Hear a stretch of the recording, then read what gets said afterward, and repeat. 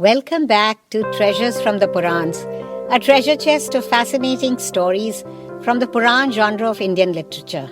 The curated stories in this series are from Srimad Devi Bhagavatam, which I have adapted for this podcast. I'm Valentina Trivedi, bringing you treasures from the Purans. Srimad Bhagavatam Punyam Nanakhyanakavanvitam Dvaipayanamukhodbhutam Panchalakshana Sanyutam Shrinvatam Sarvapapagnam Shubhadam Sukhadam Tatha Itihasamidam Punyam Kirtitam Muni Sattamaha. Anybody who hears this Srimad Bhagavatam, endowed with 5 characteristics and filled with various anecdotes that came out of the mouth of Vyasa, finds all his sins destroyed and attains peace and blessedness. O Munis, this holy history has thus been described to you. In the last episode, you heard about Devi temples being established in Ayodhya and Kashi. Muni Ved Vyaas continues to tell King Janmejaya about the glory of the Devi. O king, he said, once upon a time there lived a poor trader named Sushil in the kingdom of Kaushal. He had several children and the family was so poor that they could only manage one meal in 24 hours. The trader was an even-tempered, devout, honest man who was far from any anger, jealousy, or vanity. Troubled by his poverty, he asked a learned Brahmin how he could get over it. "O learned one," he said, "I don't want wealth. I just want enough so I can feed my family and we can live comfortably. It pains me to see my children go hungry. Pray tell me what I should do." The Brahmin said, "O noble trader, worship the mother of the world, Devi Bhagavati, during the Navaratri, performing the rituals along with the chanting of Veda mantras and the Devi's glory. Do it to the best of your ability." Jnanadam mokshadam chaiva sukhasantanavardhanam shatrunashakaram karmam navaratra vratam sada. Worshipping the Devi during Navaratri leads to wisdom and liberation. It destroys enemies and brings prosperity. In the olden days, Prince Ramachandra was deprived of his kingdom and went to live in the forest with his wife Sita. While there, Sita was abducted. A sorrowful and despondent Ramachandra then performed the Navaratri Vrat in Kishkindha, worshipping the mother goddess as prescribed. It was as a result of the Devi's grace that he was subsequently able to build a bridge across the great ocean and rescue Sita after killing the Rakshasas Kumbhakarna, Meghnad, and the mighty Ravan. Thus it was because of worshipping the Devi during Navaratri that Sri Ram was able to overcome his troubles and be united with Sita. Sushil the trader, on hearing this story, requested the Brahmin to teach him the Devi's seed mantra, which he recited ceaselessly and worshipped the Devi during the 9 nights of Navaratri. He did this for 9 consecutive years, and on Ashtami, or the 8th day of the Navaratri of the 9th year, the goddess appeared before him and granted him various boons, thus ridding him from poverty and bestowing upon him great abundance. At this point, King Janmejaya, who was listening intently to sage Vyas recount the Devi's glories, asked, "O Muni, who was Ramchandra? How was he deprived of his kingdom? Who stole his wife Sita? Please tell me their story." Sage Vyas started telling King Janmejaya the story of Sri Ram. "In the days of yore," he said, King Dashrath of the Solar dynasty ruled the prosperous kingdom of Kaushal. He was a benevolent king and lived in Ayodhya, the capital of Kaushal. He had 4 sons.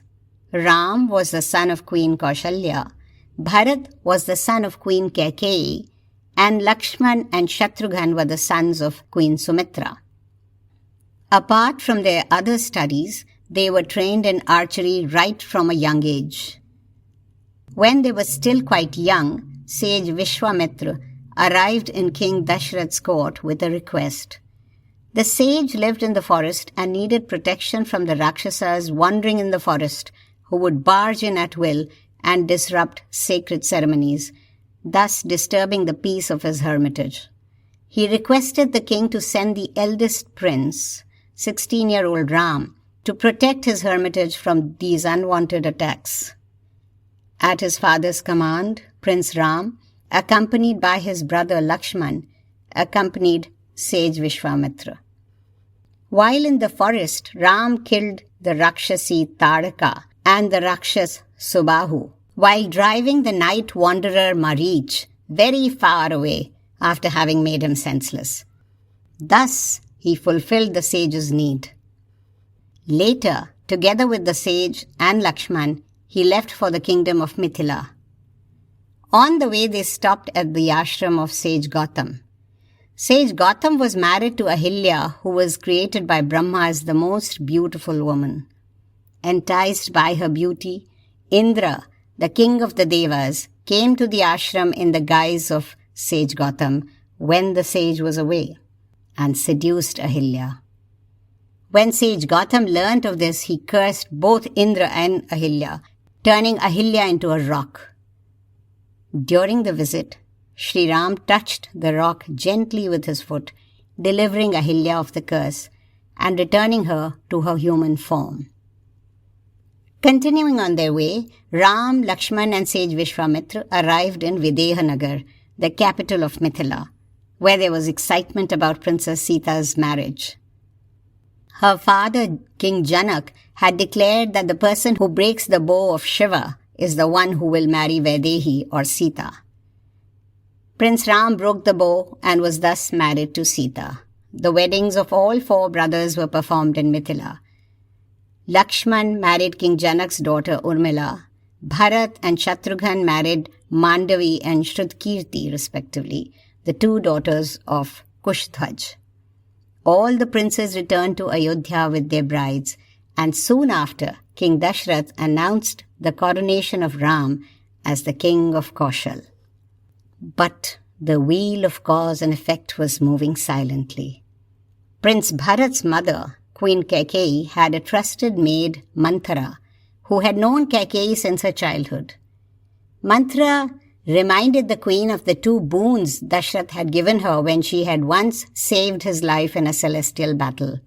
Kaikeyi had saved these boons for later, and Manthara declares that this is the right time to ask for them.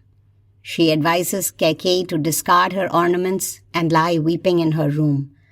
When King Dashrath came to console the queen, according to Manthara's plan, Queen Kaikeyi reminded the king of the 2 boons which were still due to her. The king immediately told her to ask for the boons which he promised to fulfill.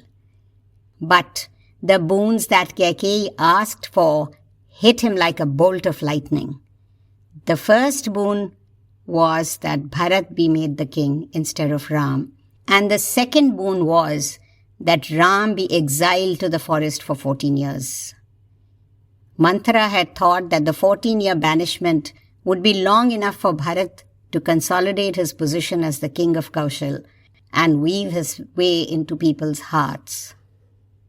Ramastu vachanatasya Sita Lakshmana sanyutah Jagama dandakaranyam Rakshase rupa sevitam. To keep his father's word, Ram left accompanied by Sita and Lakshman.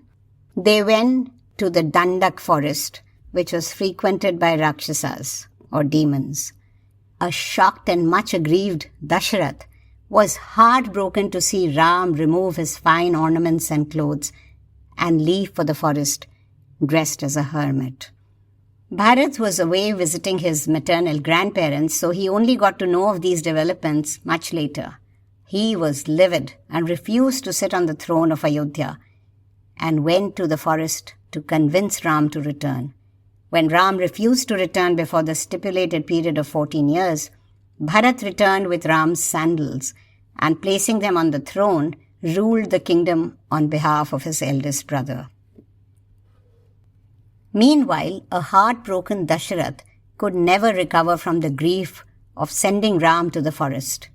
He was reminded of an instant several years ago when he had gone hunting in the forest. Shravan Kumar was a young lad whose blind parents wanted to visit holy places. Since they didn't have the means to travel otherwise, Shravan took them in baskets hung from a pole which he carried on his shoulders. While traveling near the river Sarayu, the parents felt thirsty. Putting down the baskets, Shravan went to the river to get water for them. Meanwhile, King Dashrath was out hunting, and when he heard the sound near the river waters, he shot an arrow, thinking it was an animal. To his dismay, he found he had mortally wounded an innocent young man. A dying Shravan Kumar requested the king to take water for his parents. When the parents heard about their child's death, they were beside themselves with grief and cursed the king that he too will have to bear the immense grief of parting from his beloved son. The silent wheel of cause and effect was at play, and thus King Dashrath died from his overwhelming grief.